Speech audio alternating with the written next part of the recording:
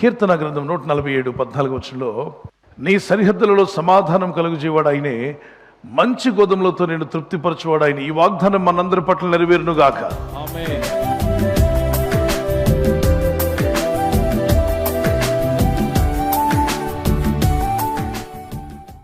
యేసు ప్రభువారు ఏమని పిలువబడ్డారంటే సమాధానకర్త. జీవితంలో ఎదురయ్యే అనేక తుఫాన్లు ఉంటాయి పిల్లరా. ఈ తుఫాన్లను మనం గద్దిస్తే పోవు, కానీ దేవుడు గద్దిస్తే ప్రతి తుఫాను కూడా ఆగిపోతుంది. చూడండి, మార్కు సువార్త 4:39 శిష్యులు చాలా గందరగోళానికి గురయ్యారు.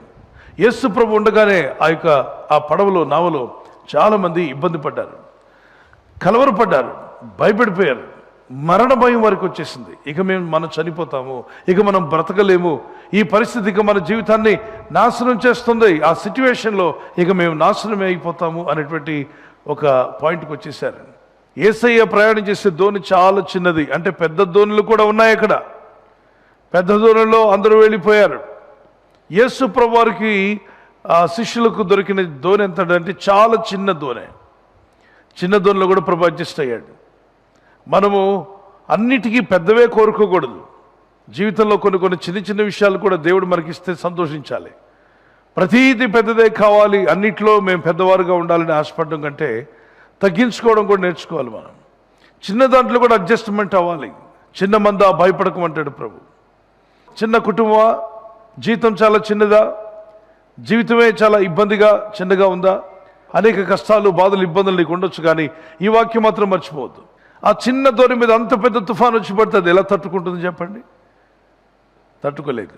ఈరోజు జీవితంలో చాలా విషయాల్లో ప్రభు నేను చాలా పెద్ద సమస్యలు ఎదుర్కొంటున్నాను, ఈ పెద్ద సమస్య నన్ను ఏమైనా చేస్తుందేమో, ఈ శోధన ఎప్పుడు జయిస్తాం, మాకు ఎదురైనటువంటి ఈ బాధలు ఈ కష్టాలు ఇవి చాలా చిన్నవి కాదు, చాలా పెద్దగా ఉన్నాయి. వెన్ విల్ ఐ ఓవర్కమ్, దీన్ని ఎప్పుడు మేము జయించగలం? మాకు జయం కావాలి ప్రభా.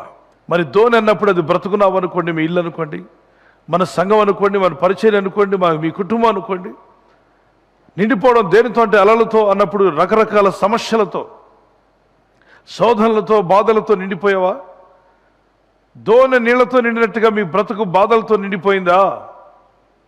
ఇబ్బందులతో నిండిపోయావా? ఆర్థిక సంబంధమైన financial crisis or physical diseases or sickness that you are facing today.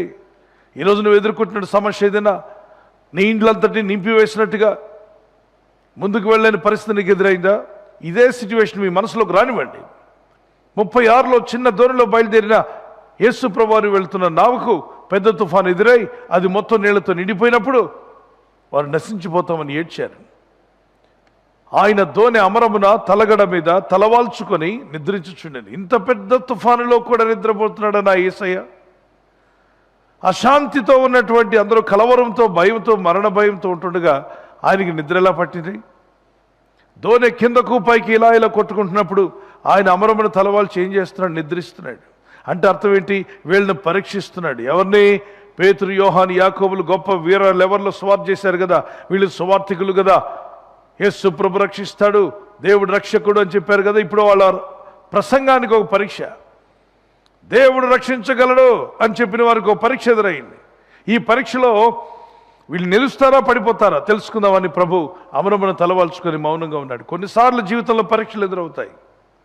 అలజడి, తొందరపాటు, భయము, ఆందోళన, దోనంతా నిండిపోయినట్టుగా ఇల్లంతా సమస్యలతో, హృదయం అంతా, మనసంతా కలవరంతో ఉన్నట్లయితే వారు ఏం చేశారో చూద్దాం. వారు ఆయనను, అంటే పేతురు, యోహాను, యాకోబులు, ఈ 12 మంది కూడా యేసును లేపి, బోధకుడా మేము నశించిపోతున్నాము, నీకు చింత లేదా? వాళ్ళు ఇక్కడ ఏమన్నారు? చాలా అద్భుతమైన మాట చెప్పారు. ఏంటని? మేము నశించుచున్నాము. మరి యేసు కూడా అదే ధోనిలో ఉన్నాడు. పేతురు, ప్రభు మనము నశించుచున్నామని చెప్పాలి కదా. పేతురు గారు ఎందుకు ఈ మాట చెప్పలేదు? ప్రభు మనం నశించుచున్నామని చెప్పకుండా మేము నశించుచున్నాము అని ఎందుకన్నాడు ఆ మాట? అంటే పేతురుకు ఒక మాట విషయం బాగా తెలుసు. యేసు ప్రభు వారు ఎవరు నశించినా ఆయన నశించిపోయే దేవుడు కాదు. ఆయన ఆశ్చర్యకరుడే నమ్మాడు కాబట్టి, అయ్యా మేము నశించుచున్నాము, నీవైతే నశించిపోవు, ధోని మునిగితే మేము మునిగి సస్తాం తప్ప నువ్వు బాగానే ఉంటావు, నువ్వు శక్తిమంతుడవు, నిన్ను ఈ లోకం ముంచివేయదు, ఈ సముద్రాలు కానీ ఈ లోకంలో ఏ శక్తి కూడా నిన్ను ముంచివేయదు, నిన్ను ఆపలేదు, నీకు అడ్డుగా రాలేదు. మాకు ఆ విషయం తెలుసు. నువ్వు దేవుడవు, మానవ రూపిగా ఉన్న దేవుడవు నాయనా. నిన్నెవరు ముంచివేయలేరు. కానీ మేము మునిగిపోతున్నాం, మేము నశించిపోతున్నాం. కొన్నిసార్లు ఇలాగే ప్రార్థిస్తున్నావా?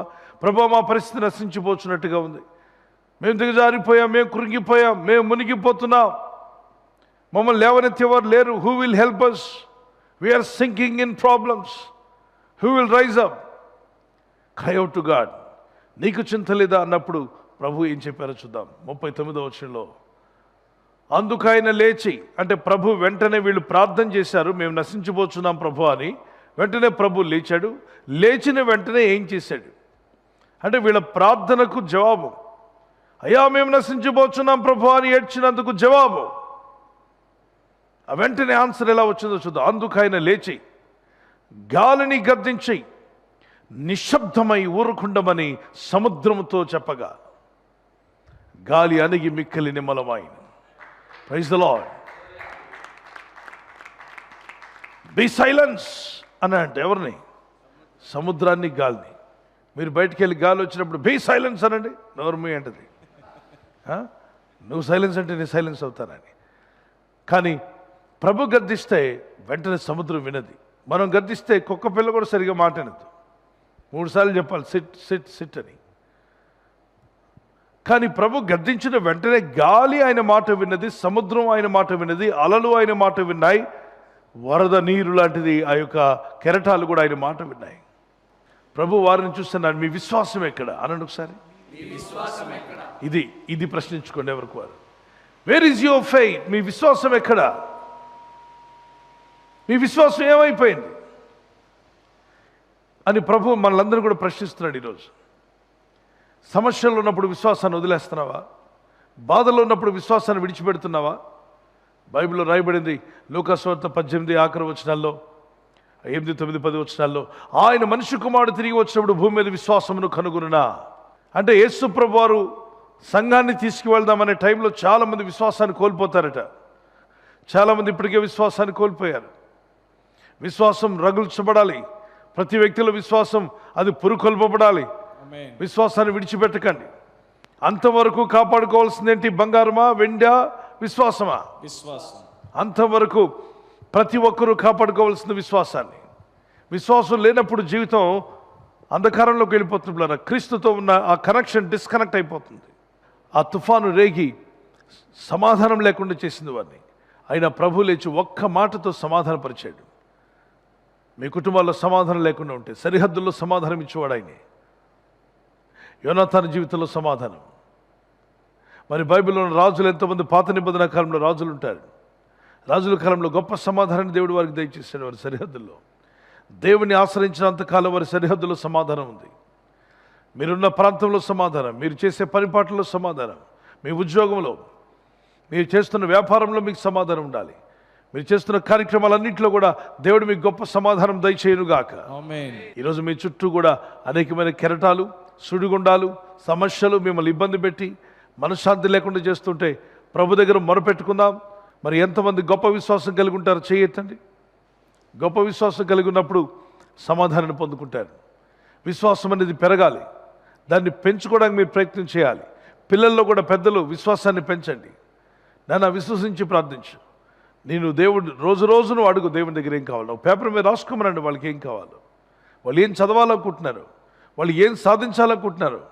రోజు ప్రార్థన చేయమనండి. ప్రార్థన చేసుకుందాం. ప్రభా, కుటుంబాలు ఎవరైతే తుఫాను లాంటి బాధలు ఎదుర్కొంటున్నారో, సుడిగుండాలు లాంటి ఇబ్బందుల్లో ఉన్నారో, ముందుకు వెళ్ళలేక వెనక్కి వెళ్ళలేక, చిన్న ధోని ప్రభు, నా ఇల్లు చాలా చిన్నది, శాలరీ చాలా తక్కువ ఉంది, నాకున్నవన్నీ కూడా చాలా సోర్సెస్ చాలా తక్కువ, కానీ నాకున్న ఇబ్బందులు చాలా ఎక్కువగా ఉన్నాయి, పేమెంట్స్ చేయలేకపోతున్నాను, బిల్స్ కట్టలేకపోతున్నాను, ఎలా వీటిలోండి బయటపడాలి?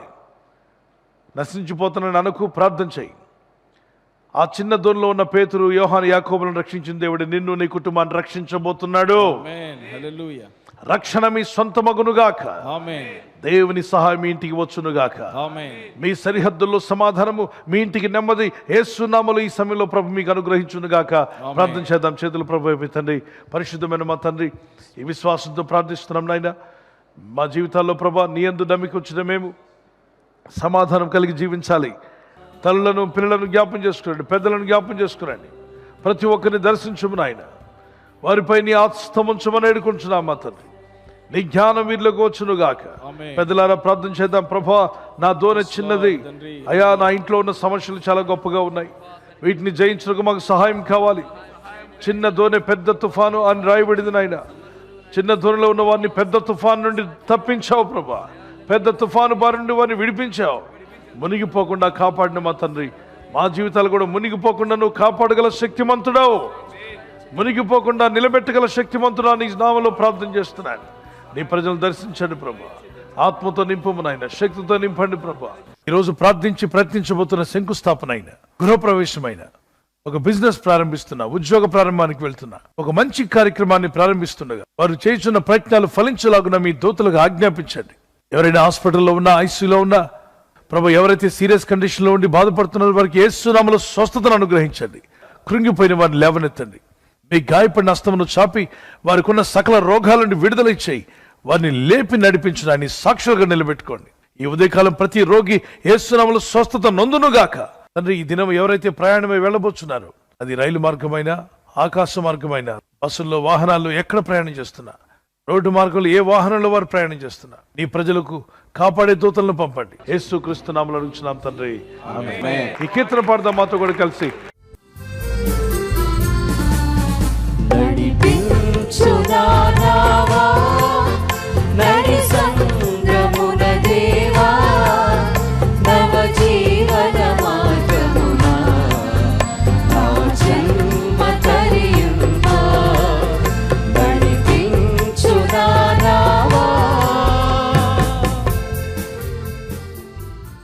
బర్త్డే జరుపుకున్న వారికి happy birthday to you all.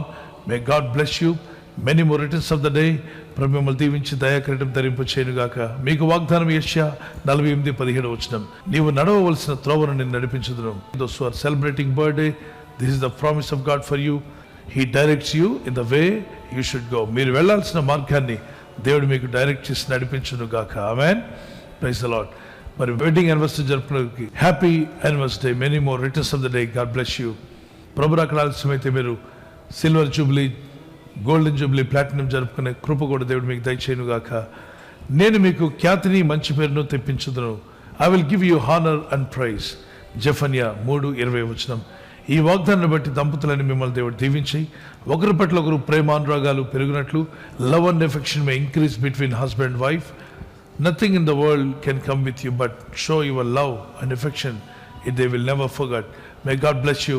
ఒకరి పట్ల ఒకరు సహనము, ప్రేమ కలిగి ఉండేవారుగా ప్రభు మీ కుటుంబాలను ఆదర్శ దంపతులుగా మార్చును గాక. ఆమేన్. God bless you. ఈ ఛానల్ మీరు సబ్స్క్రైబ్ చేసుకోవడం వలన 2 పనులు జరుగుతున్నాయి. ఒకటి, సువార్త జరుగుతున్నది, ఆత్మలు రక్షించబడుతున్నాయి. రెండవది, పేదలకు, అనాథలకు ఈ ఛానల్ ద్వారా సహకారం అందించడం జరుగుతుంది. మనం సబ్స్క్రైబ్ చేసుకోవడం వలన అందరికీ సహాయం చేసిన వారమవుతున్నాం. ఖచ్చితంగా ఈ యూట్యూబ్ ఛానల్ ను సబ్స్క్రైబ్ చేసుకొని బెల్ బటన్ ను క్లిక్ చేయండి.